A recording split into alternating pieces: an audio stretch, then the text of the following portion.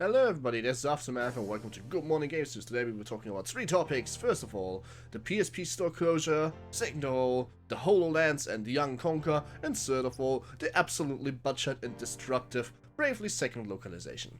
Let's start with the least of the evil, which should be the PSP store closure.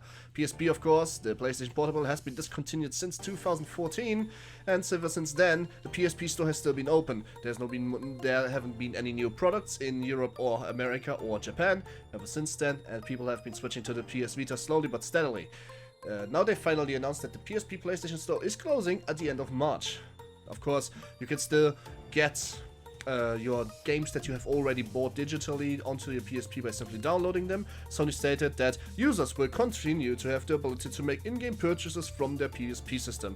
Select PSP games are also available for purchase on the PlayStation Store for PlayStation Vita system users. Of course, they also mentioned that you can still download your games you have already purchased even in 5 years. Whether or not that is true, we'll see in 5 years. That is a little bit of a sad news, but it closely aligns with the store closure in Japan, and of course, it was about time. The system has been officially dead since around 2 years. Alright, let's talk about the second part, which is Microsoft. Microsoft has done something weird. Microsoft has taken a mascot we haven't had a game for since over 10 years by the name of Conker and completely butchered him. They're calling it Young Conker. It's supposed to be a game for the HoloLens, which basically takes your environment, like for example this bed right here, and I would love to say that there's a Lamborghini as well, but let's take the bed right here and make a level out of it. Now that is weird, but what is even weirder is their statement concerning Conker. Conker is a much beloved property that has huge following. And I kinda tend to disagree, because Conker again has not seen a game since 10 years, unless you count that Project Spark-ish thing. As a matter of fact, I think that this is a reminder, Microsoft still owns Rare and makes nothing with those licenses. But let's just assume for one second that this isn't Conker, this is just a random mascot. So you have a game that's called Random Young Mascot, and basically the HoloLens is supposed to make levels out of your environments, like my bed, like my bathrobe, the chair you are not seeing, which is standing right there, chair I'm sitting on, my microphone, and my computer that you are not really seeing. Well, in theory, if that works, it's amazing, because then you literally can take your save cam into any room and have every different level with friends. That could considerably pretty cool. Like, yeah, I totally dig that, especially if you have a large house because you're a rich guy. Because the whole lens gonna cost $3,000, you have to be. Then yeah, I'll dig that. I can see this working, but there's a big but. I don't know how they're working. They're just saying that this is their plan, and they have not released anything except for a few screenshots, which you will be seeing on the screen since a few minutes. And of course a few gameplay seconds, nicely spoken. And that's about it. Well, I guess we'll be seeing in the future whether or not this turns out to be a flop or good. And let's hope it's gonna be good, because the concept itself sounds solid and I like to see it happen.